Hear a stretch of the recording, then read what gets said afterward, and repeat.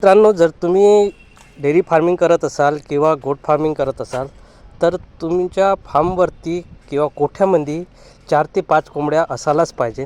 त्याचं कारण म्हणजे आपल्या कोठ्यामध्ये जे गोचिड होते, जे परजीवी असते, त्यांचं कारण म्हणजे कोठ्यामध्ये होणारे गोचिड तर तुम्हाला माहीतच आहे मित्रांनो. गोचिडमुळे किती त्रास होते बैलांना. जे काही खाल्लं पिलं त्यांच्या अंगी लागत नाही. जर दुधाच्या गाई असेल तर दूध कमी होते, गाई दूध कमी देते, असे भरपूर त्रास आहे. अशा कोंबड्या आपण जर कोठ्यामध्ये ठेवल्या तर गोचिड जे आहे ते नाहीशाच होऊन जातात. कोंबड्या ज्या आहेत त्या पूर्ण खतमच करून टाकतात कोठ्यामधून गोचिडला. आणि कोंबड्यामुळे आपल्याला घरी पण अंडे भेटत राहते, ते पण गावरानी. आमचे पक्षी जिथे आहे तिथे तर जे माझे गाई बैल आहे त्यांना तर गोचिड नाहीच्या बराबरीत आहे.